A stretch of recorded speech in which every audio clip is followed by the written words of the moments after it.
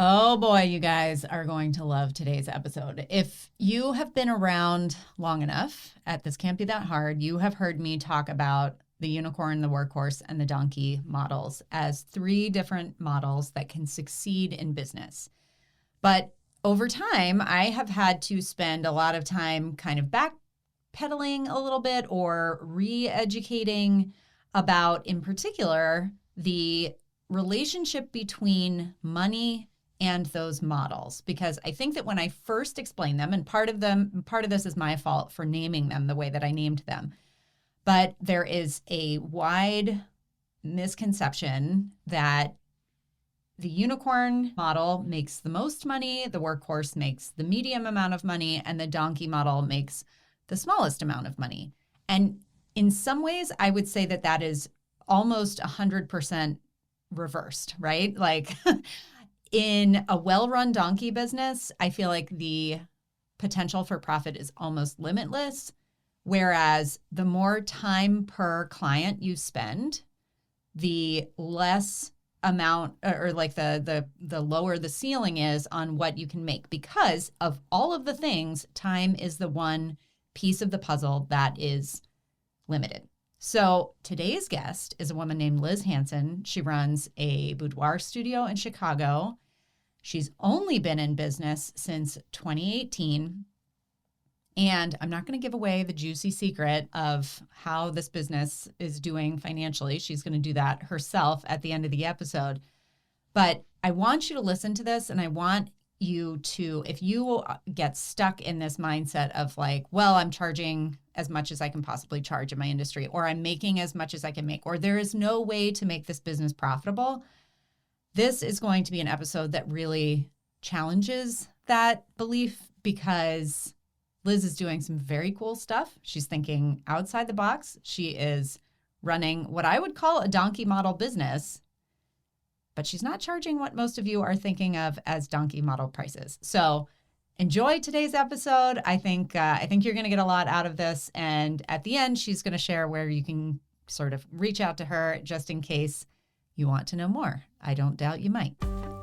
Welcome to This Can't Be That Hard. My name is Anami Tonkin, and I help photographers run profitable, sustainable businesses that they love.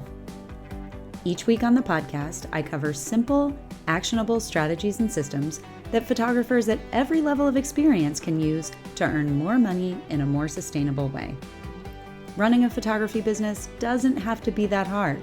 You can do it, and I can show you how. Liz Hanson, welcome to This Can't Be That Hard. I am so excited to have you on the show and to dive into some of the juicy details on this amazing business that you're running. But before we do all that, I wanted to just have you kind of give us a little bit of an intro. Tell us who you are, where you are, and what you do. Thanks so much for having me. I'm Liz Hanson, and I run the Chicago Boudoir Photography Studio. I'm in the Chicago suburbs. I have been a full-time boudoir photographer since 2018. I really love what I do. Of course, my business is boudoir, but I have a broader mission to empower women in all areas of their lives. I love that. It's so good. And I've done like a little dabbling in boudoir here and there, mostly when my family client, like the mom, comes to me and says, have you ever heard of this thing where like, yeah, I've heard of it. And I have had so much fun doing that. It's never become something that I advertised or wanted to go all in on, but it's definitely the friends of mine who do that as their primary focus. I feel like there is such a wonderful community of very sort of female-centric women out there doing that. So I'm excited to meet you and hear more about how you got into it. So yeah, I guess actually let's start with that. Let's let's go back to 2018 and what you were doing beforehand and what made you decide to start your business. So I was a stay-at-home mom, and like a lot of stay-at-home moms, I bought a DSLR at Costco, started taking pictures of my baby. I had studied art in college, but I'm old enough that was pre-digital. Sure. Actually. And so, I started taking some pictures of my baby, posted them online. People liked them. I was doing a few shoots here and there for $75 a pop. Yep. I would take families out to the park and take some pictures. People started liking them. I took some courses online. I watched some YouTube. I honed my skills. And then at a certain point, my husband lost his job, and we were sort of in a tight spot financially. And I was like, I really need to go get a job at this point. And so I said to myself, hey, if I can find a photography job, that would be great. If not, I'll go do something else. So as it happened, I was able to get a job at a studio in Chicago, and they shot some boudoir there. Cool. I was just answering the phones. I'd never really heard of boudoir. I had no experience with it. But what I learned working at that studio was that people who came in for a boudoir photo shoot really had an experience. It was something that changed them and helped them to feel more confident. And I worked there for 3 years and just really, what I say, I got bit by the boudoir bug. That's what I call it. I just got excited about it because, when I was taking pictures of families, a lot of times people were mad. Dad was stressed, mom was mad, kids were mad. But with boudoir, people came in and they were happy and excited. And as an artist, as a photographer, I really felt like I was creating beautiful art and memories, but also this experience that people would really remember, and it was transformative for them. Yeah. So after working at that studio for a couple of years, the owner actually relocated and I was out of a job. And I decided at that moment that I was going to take a really big leap and open my own studio. I had never run a business before. I didn't have entrepreneurs in my close circle or my family to look up to, but I don't know what gave me the courage to do it, but I just decided to go all in, and I have been running a full-time studio since then. That's so cool. So you did not buy the studio from the person you were working with? And had you ever gotten to a point in that studio where you were doing any of the actual photography work, or were you still sort of working in a supportive role there? Yeah, great question. So it was a small studio, just a couple of employees. When I first started, I was just answering the phones. After a while, I did get a little bit more into the business, and I was doing some marketing. I did some photo shoots there. I was never the primary photographer there. But I saw what boudoir was, and I watched the photographers work, and I saw the props they had. I saw the posing. I learned a ton working there for I'm sure. Yeah. But I do have to say that opening my own business and starting my own was a bigger leap than I expected in so many ways. Working for someone else, you don't take on any of the emotional part of running the business, even though I think I would have told you, like, oh, I've worked at this other place, I know how this goes. Yeah. I didn't really know. If that makes sense. There's so much that happens behind the scenes and so much that an owner takes on that an employee can't know. Yeah. I mean, when you say that, it reminds me of, so I used to be a labor and delivery nurse.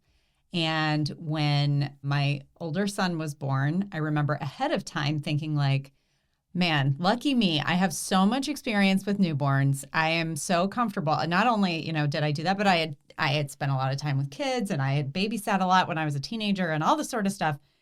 And I remember getting him home the first night, and I set him down on the bed, and I was like, is it okay if I leave him here while I go to the bathroom?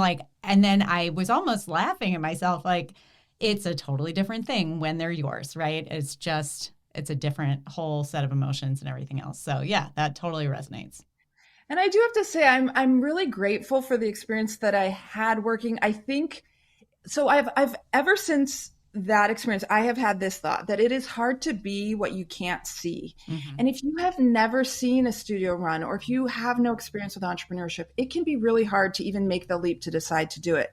And just being able to see a woman run a business, just be able to see clients come in and pay money for photos was really valuable for me. Even if I didn't know what I was doing, I had seen it, and my brain could believe that it was possible because I had seen it. I love that and absolutely endorse it. And I think that I started my business without any of that kind of opportunity. And I think that it's the difference in how long it took me to get to a place where I was comfortable, and what I know to be the case for you is years. Having to figure it all out yourself is a whole thing. And I'm sure you were also seeing the sales process and the sort of workflow process and whatever sort of CRM or client management process they were using, like all of those bits and pieces. It's like what you don't know. And if you don't know those things even exist, it can be a long time to get to a place where you're like, oh yeah, okay, now I see how this all fits together. So that's super cool.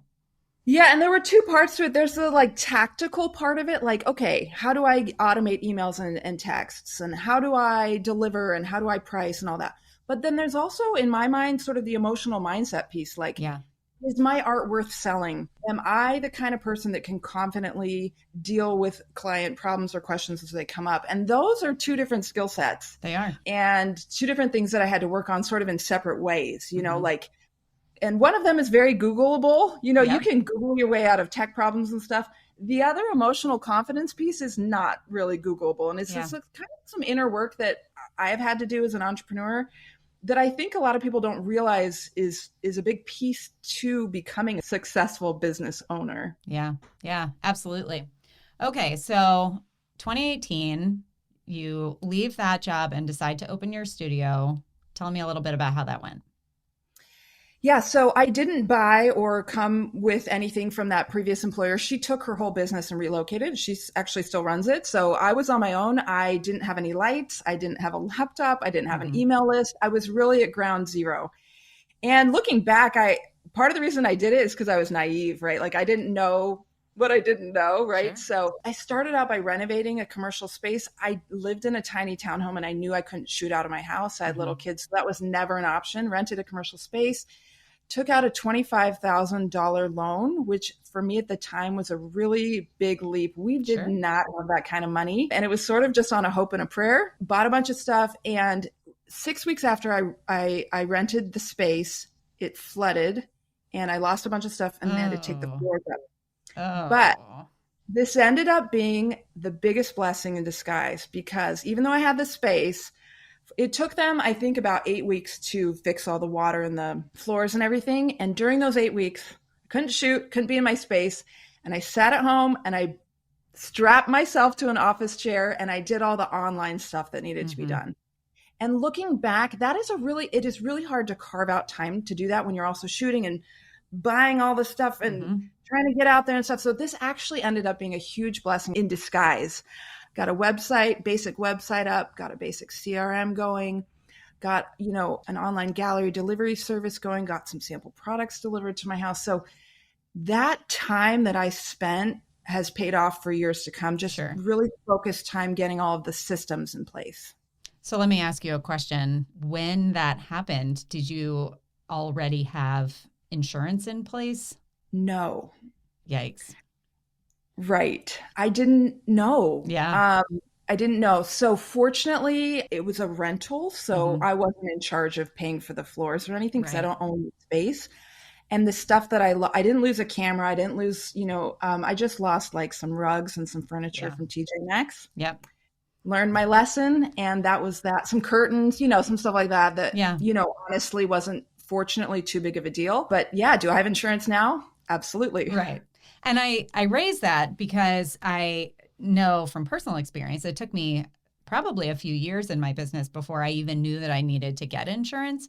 And I talk to people pretty frequently who are like, yeah, that's just an expense I'm not ready to take on. And it is one of those things that I frequently say, like, it's one that you can't afford not to take on. Obviously, we all hope that we never use our insurance, but it can be a real blow. So I'm glad that you were able to float the business through that. I love that you took a business loan to get started. That is not a common thing in photography, but would you agree that having that sort of, loan bill coming due forced you to get really serious about like, nope, we're going to do this. I'm going to make it profitable right from the get-go? Yeah, absolutely. So the thing is I was like, oh, we'll just kind of do this month to month, see what happens. And my husband was like, here's the deal, Liz. You're either going to do this or you're not going to do this.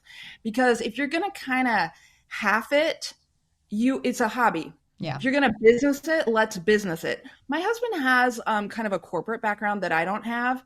And not that he knew how to run a photo studio and not that he knew anything about boudoir, but he wasn't scared to say, businesses take money to start. Yeah. And if you're going to do this, let's do this right. And honestly, there were so many upfront costs for me to even have one client in. For example, I didn't have any studio lights and the space I rented didn't have natural light. I literally couldn't take pictures and I knew I needed studio lights. So I had to buy that. The studio space needed a wall fixed and it didn't have a bathroom and needed plumbing so that my clients could go to the bathroom. Like there were just some things that I was like, if we don't put this in, I can't even have one client in. Right. And we estimated that those startup costs were about $25,000. They were a little bit more than that, but in the end, having that big chunk up front allowed me to get started and not just kind of like be a hobby for 3 years before I decided to make money. I decided from day one, because I was renting a studio space, because this wasn't a hobby, I was going to try to actually make money doing this. Amazing. If you're kind of running it out of your house, it's so easy to be like, I'm not going to do this for 3 months, I'm going to put this on the back burner. But when you have rent to pay on a studio space, you don't have that kind of luxury. Yeah. And you don't have to take on a studio space in order to put that mindset in place. And so I realize that this is a little bit of a sidebar conversation, but I just love this so much because I don't think that there are enough role models in the industry who are sharing that particular kind of a story. And I think that it is such a helpful thing to remind all of us, no matter where we are on our business journey, that taking your business seriously is one of the best gifts that you can give it. And honestly, you don't have to have a studio to be successful. You don't have to take out a loan to get started. But in my situation, I had nowhere to shoot boudoir. I'm not going to shoot it out in the woods in the winter in Chicago. I didn't have any money personally. I didn't have $25,000 sitting around to do this. So that was what I felt like I had to do. Your story might be different, of course, but whatever it is that you need to do to kind of take your business seriously, if this is really what you want to do it. You can absolutely do it. It took me 19 months to pay off the loan. And in fact, it took me 19 months before I was able to pay myself $1 in the business. It took a long time. It wasn't an overnight thing. But knowing that I had those loan payments definitely, and the rent, even if I didn't have a client and I still had to pay that rent, right? That really motivated me. Love it. Okay. So you've already said that it took 19 months to get to a place where you were turning a profit. I think that's really normal, if not on the fast track side. Like, bear in mind, you had this experience at another studio and everything else. Did the way that you ran your business change much from day one to day, 2 years in, or was it sort of always kind of the same model from the get-go? Great question. So the other studio that I worked for, that was sort of the only really like experience that I'd had. So when I first came into my studio, I was like, well, I'll do things just how they did them. Right. And so one of the things they did was that they had people prepay for a package before they came in. Then they came in for the shoot and then they just sent them the pictures. So it was sort of a shoot and share model. It wasn't, bottom of the barrel prices, but there was no IPS, no in-person sales session. And there's lots of ways to be successful and lots of ways to run a business. When I first started my business, I copied what they had done and done kind of that shoot and share type model. As I started running my business, I started thinking like, there's got to be a way to be profitable doing this. I was looking at the numbers and realizing I'm basically paying people to come into my studio. Like, it's costing me more to do this. And I was really focused on running a profit. This was not a hobby for me. I did always love the art, but I knew if I wanted to keep doing this, it had to make money. My family was not in a situation to just sort of support this studio for fun. So I would look at the numbers at each shoot, and I knew to the penny what it was costing me to have every client come in. And I knew to the penny what I was earning, and the math wasn't working out. Math wasn't mathin'. Right. So one of the things I decided to try was was an in-person sales model. I first started out by taking pictures, sending clients home, and then having come back to the studio a few weeks later, look at the pictures, pick them out, and then go home again. What happened to me one day, though, was I had a gal named Rachel who came to the studio, and I took her pictures. And you have to understand, boudoir, people are kind of amped up sometimes from a totally. They're excited. And Rachel said to me, I want to see my pictures right now. And I was like, oh, but Rachel, that's not how that works. You come back and I got to retouch them and I got to do all this. And she's like, I'm beautiful without Photoshop. I want to see the pictures right now. And I was like, yes, girl, you are. Let's just do this. So I sat down on the bed with her hip to hip with me on my tiny little laptop, just opened up Lightroom, and I went through the pictures with her. It showed her all the raw pictures I'd taken. We picked them, and she bought my highest package, which at that time was $4,000. She handed me a credit card, and I ran it for $4,000. I remember handing her the credit card reader, and I was shaking because I was like, is someone really going to give me $4,000? It made me so nervous. And then I was waiting, and then it beeped. The credit card went through, and I was like, Rachel, thank you so much. You are beautiful without Photoshop. Your album will be coming in the mail. And she left, and I was like, wait, is this possible? Is this possible to show people pictures the same day and have them feel good about it and make a profit. And that experience of that client helping me, she talked me into it. Yeah. But from that day forward, I switched to a same day sales, in-person sales model that I've been doing now for 4 or 5 years. I've had almost 2,000 clients through my studio do this model. It works really well for me and it's profitable and I love it. That's amazing. Yeah. I mean, I definitely, especially in boudoir, see that as a very viable way to kind of harness the power. I talk about impact a lot. And I think that when you are in that moment with boudoir, it is so impactful.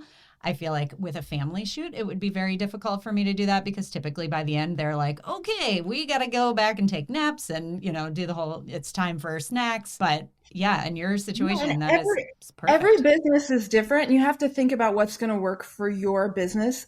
We recently had our family photos taken and we went in for the photos and the guy said, come back tonight without your kids. And so it was still the same day, and we knew that going, and that worked well for him. I always get a little bit fussy when people say there's only one way to run a photography business. There's only one right way to be profitable. And there's not. You can do things a lot of different ways. You got to think about your clients, your business, your genre, and how it works. The same day for boudoir, I think really ties into my mission of helping women see that they're beautiful just as they are without Photoshop. It captures the energy of the day. We look at the pictures right then and there. I don't have people ghost me where they never come back for the sales call. Yep. I get to say, we're going to have this special day at the studio. We're going to get it done start to finish. And I really present it to the client as a benefit to them of getting this full service thing. You get your hair and makeup, your photo shoot, we select the pictures all in one go. And I can't wait to have you for your day in my studio. Love it. Yep, absolutely. And I'm right there with you on there is no one way to run a business. Like the more people I talk to, the more I feel that is true. So, okay, amazing. So tell me what started happening around the 18, 19 month mark and kind of so was that when that happened with Rachel? So 2 big things that catapulted my business into profitability. Number one, I started to do same day sales with a price list that was actually profitable. Right when I first started, I was hovering around the $1,000 per client average, which I know $1,000 sounds like a lot. And for a lot of clients, that sounds like a lot, but that was not a profitable sale for me. Here's why. I had hair and makeup. I had retouching. I was ordering albums. All of the things that go into running business, $1,000 per client, I was still not making money at that level. Sure. Even though on paper, when I looked at the price list, I was like, $1,000, like who's going to pay that? Right. It felt profitable in my heart, but when I started doing the numbers, it absolutely was not. Revamped the price list, still had a $1,000 option actually on my price list, but made it the very bottom of the barrel. That gave me a place to sell up instead of $1,000 being near the top of my price list. Right. So I created a profitable price list. I got some systems in place with my business. So every time a client came in, I knew exactly how it was going to go. Things were much more predictable. I knew how many photos I needed to take, how many I needed to show. And then the other thing I did to really ramp up my business was to start a VIP Facebook group. That was sort of a common tactic. In boudoir, it really helped me get in front of people in a safe way. Boudoir takes, for a lot of people, it takes a lot of courage to do boudoir photo shoot. And so it helped people to know me, like me, and trust me, and kind of warm them up and ease them up into the idea. And I started to get people who would call me and say, never thought about boudoir, but I saw you on Facebook and I like you and I might want to work with you. So those 2 things, the systems and the pricing and the VIP group really helped me to take my business to a place where I could get people in at a profitable rate. Sounds amazing. And so since then, you have grown pretty significantly in this business over time. Talk to me a little bit about how that happened and how you went from sort of running the whole show yourself to taking on, I'm not sure if they're contract workers or employees, but some people who are working for you regularly.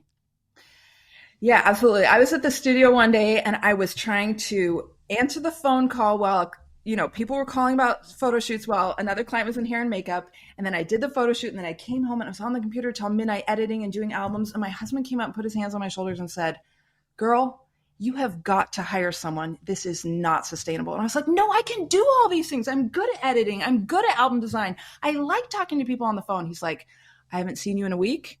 We've got to do something. And he actually said, there's a gal at church that I heard her talking last week, said she wants a job. Can I just call her and see if she'll work for you? And I'm like, sure, fine. Call her. I don't know. I've got pictures to edit. I didn't believe it. I had a really hard time giving away any little tiny piece of my business to anyone else because I had the belief that I was the best person for it. And if I didn't do everything, that my clients wouldn't receive a top-notch experience. Well, my husband calls this gal and says, hey, do you want to work for my wife? She does something called boudoir. I don't know if you've ever heard of it. And she was sort of like, never heard of it, but I do need a job. I brought her on and I just hourly, and I started giving her little tasks to do. And the better she got at them, the more I trusted her, I started outsourcing everything in my business.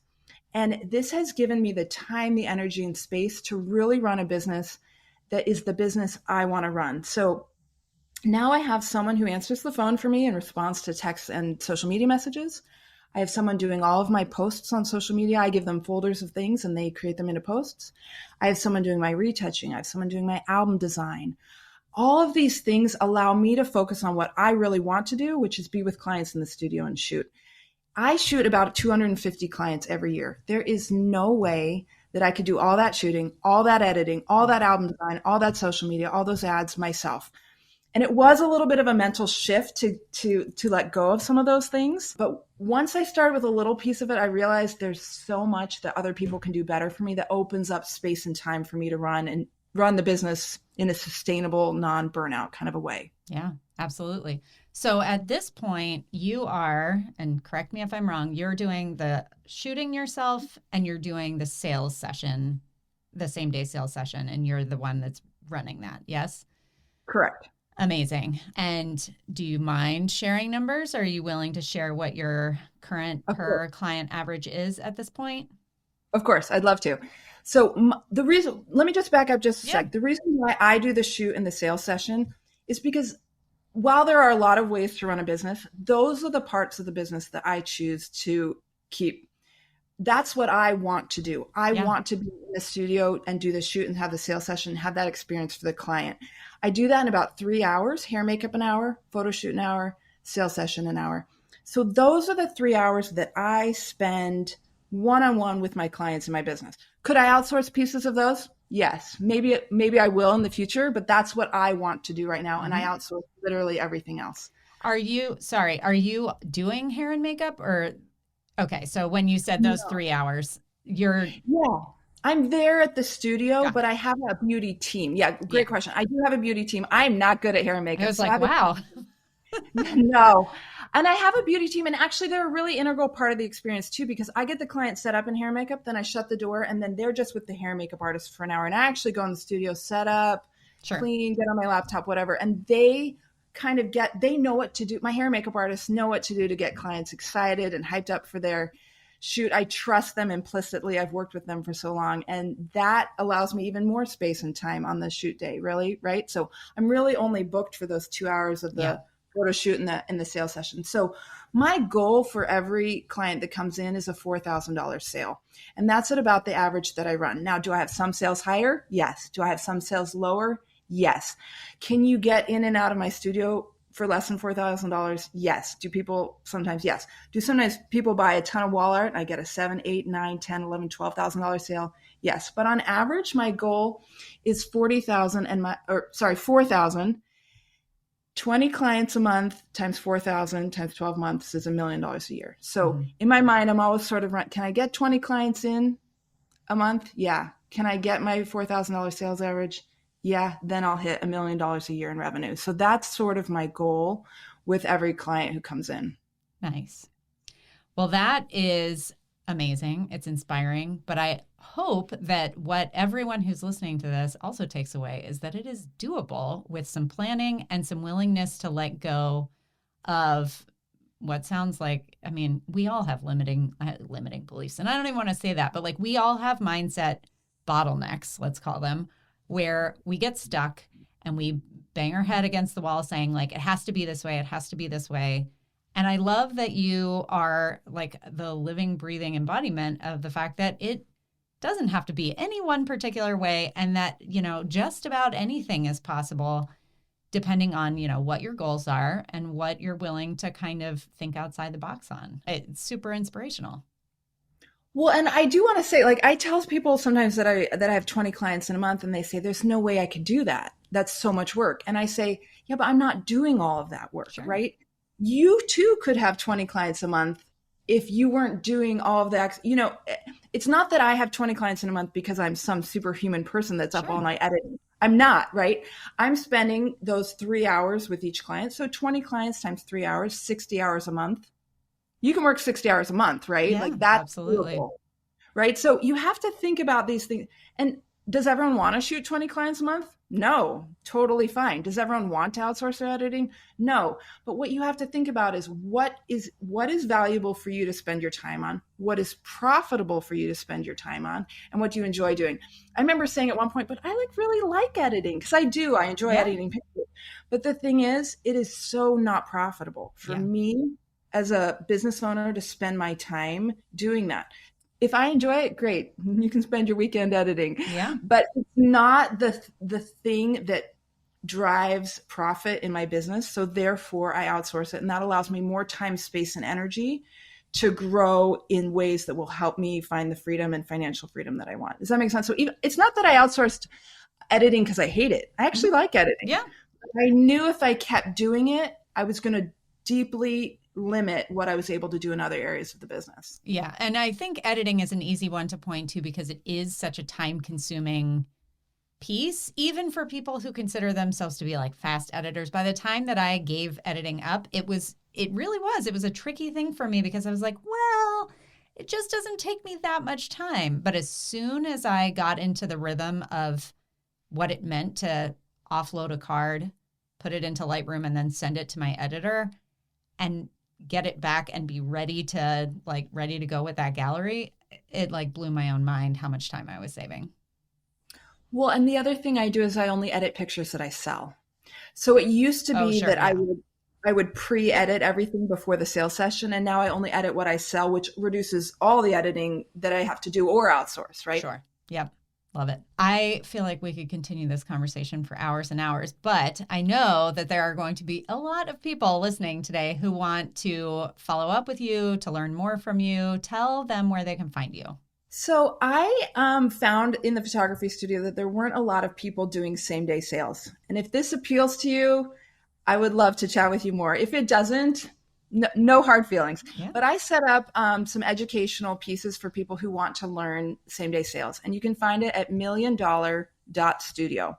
And that's sort of the core of what I help photographers do, is come up with a system and a process that allows them to spend less time with each client, but still keep their profits high with a same-day sales process.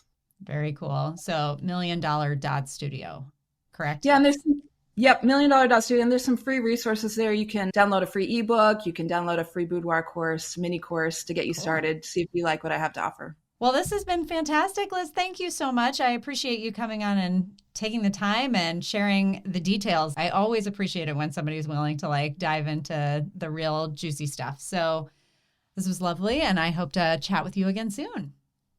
Well, thank you so much for having me. I'm an open book. You can ask me anything at any time. If your listeners are listening, you have any questions, I'd be happy. I read every email and DM that I get, so please be in touch. Amazing. All right. See you soon. Well, that's it for this week's episode of This Can't Be That Hard. I'll be back same time, same place next week. In the meantime, you can find more information about this episode, along with all the relevant links, notes, and downloads at thiscan'tbethathard.com/learn. If you like the podcast, be sure to hit the subscribe button. Even better, share the love by leaving a review in iTunes. And as always, thanks so much for joining me. I hope you have a fantastic week.